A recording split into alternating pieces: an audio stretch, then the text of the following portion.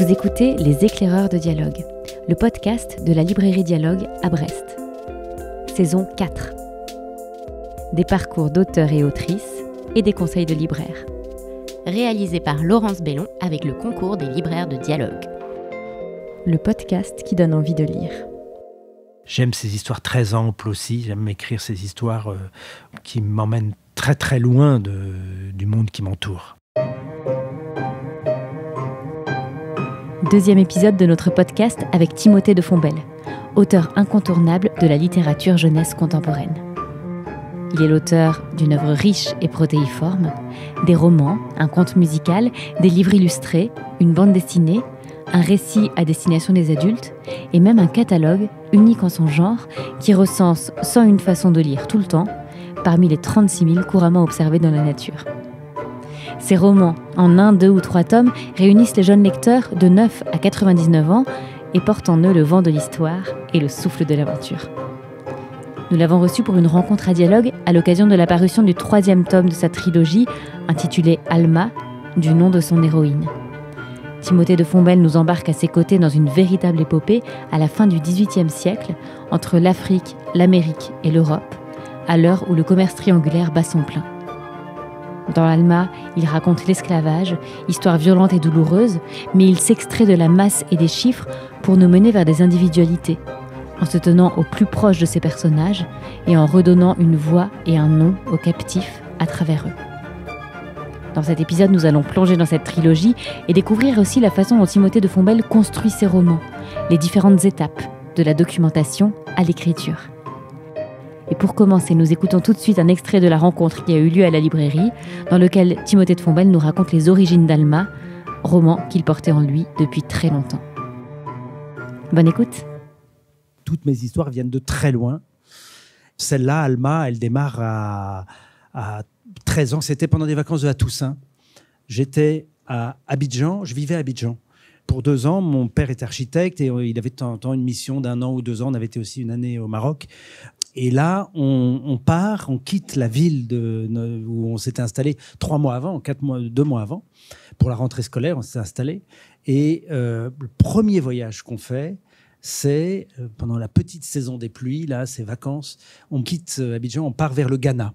Ghana, pays voisin de la Côte d'Ivoire, où il y a un chapelet de forteresses magnifiques. C'est triste à dire parce que c'est des lieux d'horreur, puisque c'était les lieux où étaient, pendant 3 siècles, 4 siècles, triés les captifs faits dans toute l'Afrique, ou dans tout l'ouest de l'Afrique, on va dire, le centre de l'Afrique, et qui étaient triés avant d'être embarqués et vendus à des navires qui partaient vers les Caraïbes et toute l'Amérique. Et donc, je débarque là et je découvre à la fois, à mon avis, l'existence de l'esclavage. Je pense qu'on pouvait traverser une scolarité jusqu'à la 4e, j'étais en 4e, sans qu'on nous ait raconté ça. Pendant vraiment, ça commence à rentrer. D'ailleurs, en 4e, j'ai entendu dire que c'était en 4e qu'on commence à en parler un peu plus sérieusement dans le programme d'histoire géo. Mais moi, là, j'étais au collège franco-ivoirien d'Abidjan, au collège Jean Mermoz. On n'en avait pas encore parlé, en tout cas. Et je découvre l'existence et le lieu, et physiquement. Donc, je suis avec mes 4 frères et sœurs, nos 2 chiens, mes parents, la Mazda 323 Break la voiture la plus neuve qu'on avait jamais eue, une voiture japonaise. Normalement, on avait toujours une vieille Renault 12 Break, peut-être déjà une vieille Toyota aussi. Et là, c'était une très belle voiture. On était parti pour les pistes. Là, il fallait quelque chose d'un peu résistant. Et on était parti dans cette direction-là. Et ça a été un choc. Et j'écrivais déjà des histoires. Et j'ai commencé à écrire, je crois, le lendemain, vraiment, de quelque chose qui n'était pas Alma, que je pourrais retrouver. Je suis sûr que j'ai tendance à garder, à pas trier, à pas archiver, mais je dois avoir des caisses quelque part avec des choses. Je dois avoir une ligne d'un bout d'histoire qui était sur ce thème-là, qui me bouleversait. Et donc, vous aviez cette histoire en vous depuis très longtemps. Et puis, un jour, c'est le moment de l'écrire. Oui, c'est le moment. Alors, pourquoi c'est le moment ? Parce que ça aurait pu être mon premier roman, tellement ça m'occupait. Je ramassais tout ce qui était sur ce sujet dans mes lectures, je me documentais là-dessus depuis pendant 35 ans. Je l'ai fait. Elle attendait, je pense, cette histoire. Que j'ai la boîte à outils, c'est-à-dire que je sache me débrouiller, que j'ai fait mes armes comme auteur, parce que c'est une histoire très complexe à raconter dans sa gravité, c'est quand même un crime contre l'humanité qui, enfin, depuis 25 ans, on l'a rangé dans cette classification là, des crimes contre l'humanité. C'est bon. Et deuxième chose, et je suis sûr qu'il y a de ça aussi, ça aurait été un premier roman, je pense que je n'aurais embarqué que les convaincus, les déjà convertis à ce sujet-là, les passionnés ou les concernés par ce thème. Parce que c'est quand même rude, c'est vraiment rude, de 1300 pages autour du thème de l'esclavage. Mais là, je pense qu'il fallait que Toby, le livre de Perles, mais où Céleste ma planète, Victoria Rêve, Esther Anderson, Capitaine Rosalie, enfin tous ces livres-là embarquent d'autres lecteurs qui me donnait le crédit d'une quarantaine de pages au début d'Alma en disant, bon, a priori, c'est quand même pas vraiment le livre qui va me réchauffer le cœur et tout ça, mais je vais quand même lire. Normalement, jusque-là, j'ai pu lui faire confiance, je vais quand même lui donner une chance. Et ensuite, quand c'est le bon moment, c'est le bon moment, parce que le livre sort. Alors, il devait sortir, je crois, quelque chose comme le 1er avril 2020 ou un truc comme 1er avril. Non, on avait dû éviter le 1er avril parce que ça faisait pas sérieux. Mais en avril 2020, là, une pandémie mondiale. Bon, on arrive à le retenir juste à temps. Et là, au mois de mai, il y a Black Lives Matter qui est vraiment un phénomène qui a vraiment mis tout à coup la condition noire et toute cette mémoire-là incroyable. Et finalement, le livre sort le 1er juin. Alors que je me rappelle, quand j'en ai parlé à mon éditeur la première fois, c'était, je pense, en 2014, quelque chose comme ça, elle venait de sortir le livre de Perles et il me demandait alors, comme il est en train de faire en ce moment. Et là, je me rappelle lui avoir dit, oui, c'est un sujet voilà, que je veux faire depuis très très longtemps, autour de la traite. Et je me rappelle sa réaction qui était, pourquoi pas, mais pourquoi ça plutôt qu'autre chose, dans le sens où, alors pas la crainte qu'auraient maintenant des éditeurs, il y a pas mal d'éditeurs qui sont un peu craintifs parce que c'est des sujets tellement délicats que finalement on préfère ne même pas aller, parce qu'on se dit il y aura toujours des mécontents qu'on traite ce sujet de cette manière, qu'on fasse un roman d'aventure ou que ce soit écrit par quelqu'un qui justement n'est pas concerné ou il y a tous ces sujets-là. Mais là, c'était même pas ça, c'était juste oui, ça et pourquoi pas je sais pas quoi, la reproduction des invertébrés ou enfin voilà, c'était un sujet. À ce moment-là, c'était pas du tout central. De même que pour Toby, quand j'ai commencé à écrire, le sujet du changement climatique, de la fragilité, était pas en tête du tout des journaux et voilà. Alma, ce sont donc 3 volumes qui nous projettent à la fin du XVIIIe siècle, de 1786 à 1796. Tout commence dans une vallée protégée et apaisée, un coin de paradis dans lequel on découvre 2 enfants, Alma et Lame, couchés dans l'ombre d'un zèbre sans rayures. Mais le calme ne dure pas car Lame disparaît et Alma, dont le nom signifie dans sa langue « marqué au fer rouge de la liberté », va se lancer à sa recherche dans le tourbillon du commerce triangulaire. Dès les toutes premières pages de cette trilogie, on est plongé dans l'univers de Timothée de Fombelle, avec un sens de l'épopée, un imaginaire poétique et féerique, mais aussi les thématiques fortes que sont l'exil et la liberté. Il nous embarque ainsi dans une véritable quête de liberté, doublée d'une chasse au trésor, tout en nous projetant dans un contexte historique riche, en démontant le moteur de la traite et en nous faisant comprendre les rouages de ce commerce révoltant. C'est un récit qui n'édulcore pas la noirceur de l'histoire, mais qui comprend des trouées de lumière, des moments de joie et de vie, même dans le quotidien le plus difficile, et une lueur au bout du chemin. Tout au long de la lecture, on apprend beaucoup, mais l'air de rien, car on est avant tout porté par le souffle du roman. On se tient en plus proche des très nombreux personnages qui se révèlent dans leur complexité, à travers leur moteur, leur bonne volonté, leurs failles aussi. Et grâce à plusieurs d'entre eux, Timothée de Fombelle fait exister une parole inaudible, celle des captifs, dont il n'existe que très peu de traces. En effet, sur les 15 millions de victimes qui ont effectué la traversée de l'Afrique à l'Amérique, il n'existe que 4 ou 5 témoignages à la première personne. Tout au long de la lecture, on est également envoûté par l'écriture de Timothée de Fombelle, sa poésie, le magnétisme qui s'en dégage, son attention aux détails, mais aussi au paysage et à l'espace. C'est une écriture extrêmement vivante, incarnée, avec de l'humour aussi. Ce sont, je crois, tous ces ingrédients qui font d'Alma une lecture incontournable et même nécessaire.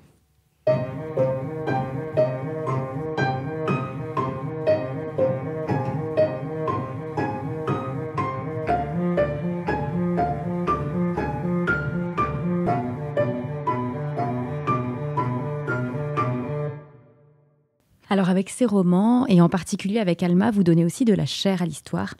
On imagine que la phase de documentation et de recherche est toujours très importante, sans toutefois jamais alourdir le souffle du roman, les épopées dans lesquelles vous nous menez. Comment est-ce que vous procédez alors pour construire les mondes dans lesquels vous nous embarquez? C'est le travail le plus long, avec l'invention de la langue de mon roman, c'est-à-dire les premières pages, pour essayer de voir comment je vais raconter. Mais c'est une autre question. Mais la question de la construction, qui sont les personnages, où vont-ils? Alors ça part toujours, je crois quand même, d'un personnage central, justement. Et puis ça se tisse autour de lui beaucoup. C'est-à-dire, qui est-il?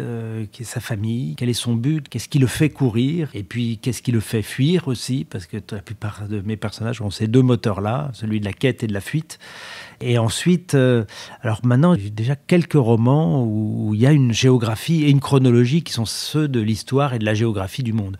Pour Van Gogh, j'avais la frise du temps qui passait en même temps que j'ai dit que mon personnage naît en 1915, on le suit jusqu'en 1945, il y a des événements, la Première Guerre mondiale, les années 20, les années 30, la Deuxième Guerre mondiale, voilà, j'avais ça, donc ça c'est une sorte de chronologie qui est imposée par l'histoire, et une géographie avec les contraintes des différents lieux. Alors, c'est pour ça qu'ensuite, il faut inventer des moyens.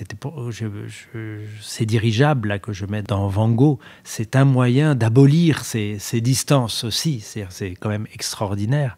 Un ballon extrêmement confortable, pouvant faire voyager des dizaines de personnes, pouvait s'élever au-dessus du sol du côté de Friedrichshafen, en Allemagne, et arriver donc en 3 jours et 3 nuits au-dessus de l'Amazonie et se poser au Brésil. Donc tout à coup, je peux établir des liens avec New York, avec Rio, avec Paris, Londres, ou même, d'ailleurs, il y a eu aussi un tour du monde en 3 semaines jusqu'au Japon, au tout début des années 30, même en 1929.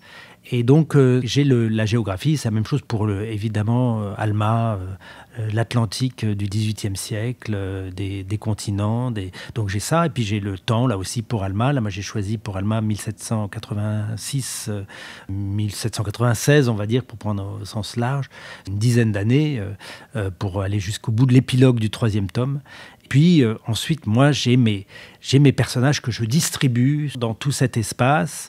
Et là, j'ai l'impression de fabriquer une charpente ou une maison. Voilà, il y a quelque chose là de l'ordre de la création plastique, vraiment, pour que le truc tienne. Il faut que l'histoire tienne. Il faut avoir tous les stocks de révélations qui retombent bien, comme un pont là, qui enjambe une rivière. Moi, j'ai plutôt tendance à tout prévoir dès le début pour ensuite me laisser surprendre et que ça ressemble pas du tout à ce que j'avais prévu, mais quand même, j'ai besoin de me rassurer avec mes coups de théâtre, mes fausses pistes qui sont données dès le début. Je pense pas un trésor caché à un endroit. Il faut que je sache exactement où il est dès le début pour pouvoir ensuite emmener vers des fausses pistes.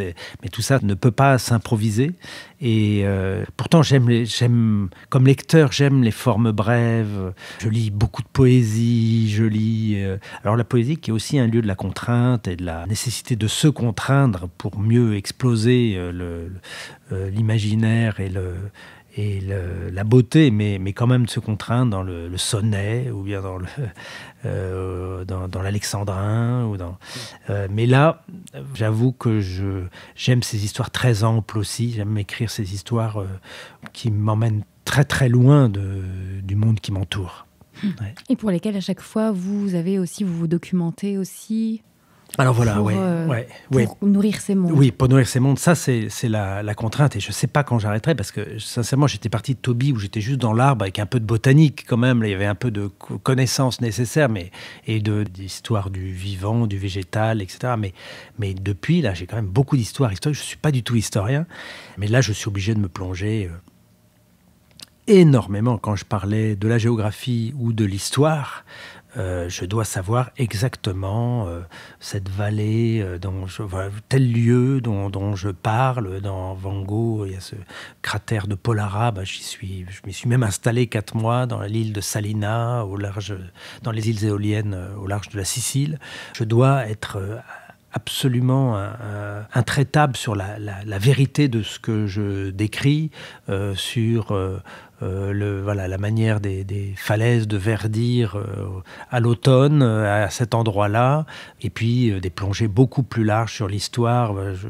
Puis ensuite, c'est une documentation sans fin, parce qu'il faut en savoir beaucoup trop, évidemment, pour Alma, sur l'histoire de l'esclavage, sur l'archéologie navale qui permet de savoir à quoi ressemblait l'architecture navale de l'époque, comprendre tous les mécanismes de la traite, la finance des conditions de transport des esclaves dans le pont inférieur des navires. Et là, je me plonge dans les monographies de Jean Boudriot, du bateau qui s'appelle l'Aurore, qui a servi de modèle à mon livre, mon bateau, enfin le bateau qui s'appelle la Douce Amélie dans mon roman.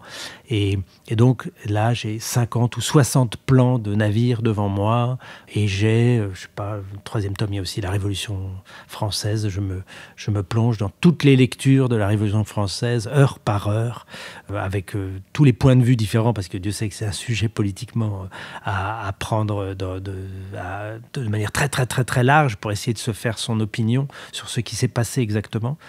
Voilà, donc c'est sans fin, ça, c'est sans fin. Il y a un moment où il faut tout balancer, et il faut écrire à main nue, et ça, c'est quand même le moment que je préfère. Je me considère que j'ai tout. Je veux surtout pas avoir l'encyclopédie ouverte devant moi, encore moins Wikipédia, quand j'écris. C'est-à-dire, j'ai tout digéré, je me suis fait mon idée, et j'écris simplement pour suivre le destin de mes personnages, mais avec une précision qui est aussi la clé d'un effet de réel des histoires, de faire croire à l'histoire que je raconte. Alors pour raisonner avec cette histoire de maison où vous construisez ce travail de charpente et de menuiserie que vous menez au début de chaque roman, est-ce que vous accepteriez de nous lire un extrait de Neverland dans lequel vous revenez sur un de vos souvenirs d'enfance en Afrique?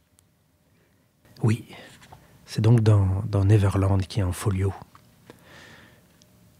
Quand nous habitions en Afrique, mon père avait trouvé un petit menuisier sur le port pour construire une 20aine de paires de volets ajourés. Nous allions les embarquer sur un bateau, au milieu des bananes, et il viendrait un jour se poser sur les fenêtres de notre maison à 2000 lieues de là. C'était la première fois que je voyais mon père confier une telle mission à quelqu'un. Lui qui nous avait appris que rien n'existait sur Terre qu'on ne puisse fabriquer soi-même.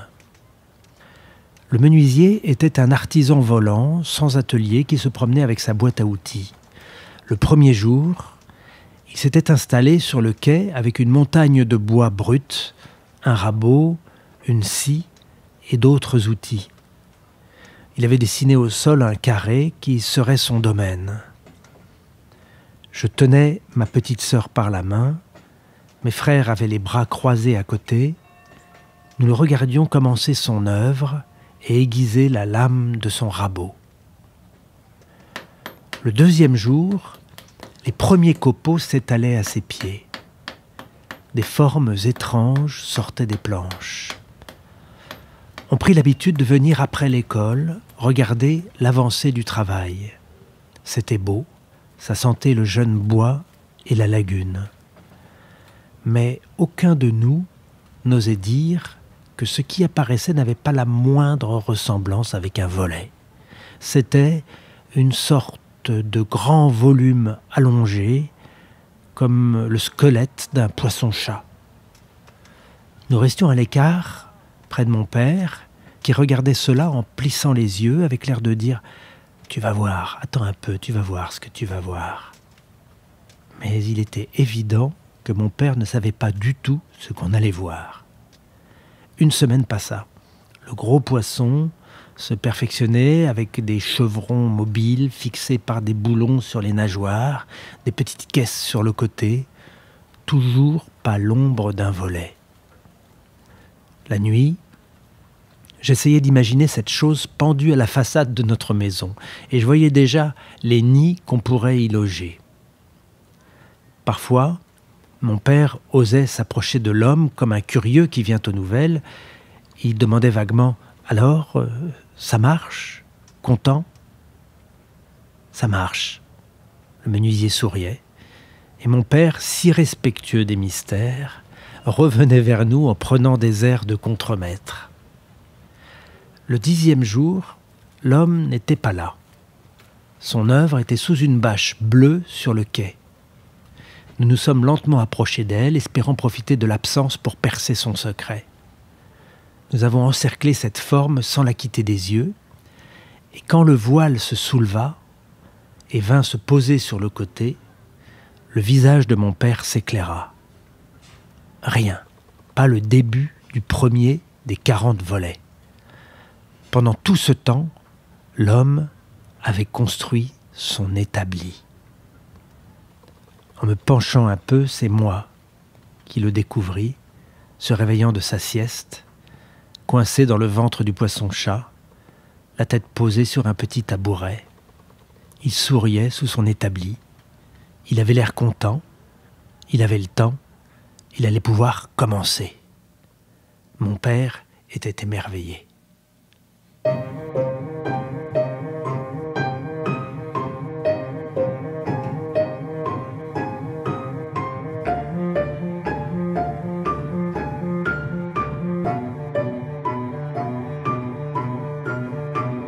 Dans vos romans, ce qui frappe aussi, c'est l'écriture, sa poésie, sa musicalité, son effet magnétique aussi. Vous parlez d'écriture souvent comme un artisanat. Est-ce que vous pourriez nous dire quelques mots de la façon dont les mots viennent, dont les phrases se construisent, dont la langue de chaque roman naît? Et est-ce que c'est à la fois l'une des grandes joies et difficultés, l'écriture? Oui, c'est exactement ça. C'est le meilleur moment malgré tout. Hein. J'ai un copain qui me disait que lui, quand il a fini de construire un roman, il aimerait que quelqu'un d'autre l'écrive. Et ça, pour rien au monde, je souhaiterais ça. Je pense que le moment de l'écriture est le moment où tout se décide. C'est là qu'apparaît le livre. Alors là, vraiment, avant, on construit l'établi. C'est bien joli, c'est très utile. Je fais l'apologie de l'établi, mais l'œuvre est importante. Et donc, j'adore ce moment de l'écriture, mais en effet, il est délicat et il est tout sauf facile, évident. Il n'y a rien qui vient au premier jet. Il y a des choses qui viennent au premier jet, mais le définitif ne vient jamais spontanément. C'est dans le rabot, le ponçage, le ciseau à bois qui va retravailler dans la masse ce qui existe. C'est là que se passe le plus important pour que ça ressemble exactement à ce que j'ai dans le cœur et aussi ce qui est utile dans le récit. La beauté n'est pas le seul critère. Il ne s'agit pas de faire des arts décoratifs. L'écriture n'est pas un art décoratif, c'est plutôt quelque chose... oui, vous parliez d'artisanat, il y a quelque chose de l'artisanat, c'est un art appliqué, je dirais. Et donc je cherche, il y a une première version de la phrase. J'ai vécu ça, c'est la première fois que ça m'arrivait avec une jeune Louise qui a été stagiaire de 3e avec moi et que c'est la première et la seule personne au monde de toute l'histoire qui s'est assise à côté de moi et que j'ai osé montrer un paragraphe en train de se faire. Et c'est une sorte de morphing de la phrase qui apparaît sous une forme, qui se transforme, je la corrige, je la recorrige. C'est pour ça qu'assez vite, je dois passer sur l'ordinateur, même si j'écris beaucoup. J'aime écrire à la main. Et par exemple, je commence toutes mes journées par écrire à la main une partie sur un carnet qui me permet d'écrire aussi en dehors de chez moi. Mais assez vite, je dois passer sur l'ordinateur parce qu'il y a tellement de modifications, tellement de transformations d'un adjectif qui se balade d'un endroit à l'autre et pour finalement disparaître, parce que c'est quand même le destin d'un bon adjectif, c'est de disparaître, on peut s'en passer. Et là, elle regardait ça et c'était très drôle parce qu'elle voyait juste... par exemple, elle disait, là, je crois que vous avez fait une faute d'orthographe. Et j'en étais pas là. Si c'était que ça le problème. Et ça a été une bonne épreuve d'humilité de montrer à quel point, et une très bonne épreuve de vie, montrer à quel point tout n'apparaît pas tout cuit. Et bon, les grandes directions, c'est quand même Je parlais de clarté tout à l'heure, la clarté, la simplicité quand même, souvent la simplicité. Un mot, il regardait, Combard, mais il scrutait, il observait, il contemplait, il distinguait. Puis finalement, on vient regarder. C'est pas grave si on l'a déjà utilisé. C'est un mot comme il y a quelques mots pour moi qui ne comptent pas dans la répétition. C'est pour ça j'ai un modèle dans le dialogue, par exemple, c'est Giono. J'ai repéré que Jean Giono, que j'admire énormément, dans tous les dialogues utilise le verbe dire. Il dit. Il n'y a pas...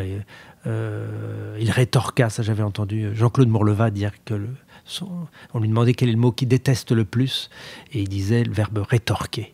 Et c'est vrai qu'on ne dit pas rétorquer dans la vie quotidienne, c'est qu'un mot écrit, c'est très mauvais signe. Quand un mot n'est utilisé qu'à l'écrit, c'est pas très bon signe. Donc souvent la simplicité, et puis la surprise aussi, ça j'essaie de garder une sorte de déséquilibre, quelque chose de...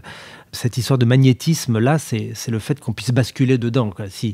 Pour pouvoir tomber dans la phrase, il faut qu'il y ait des failles dans la phrase.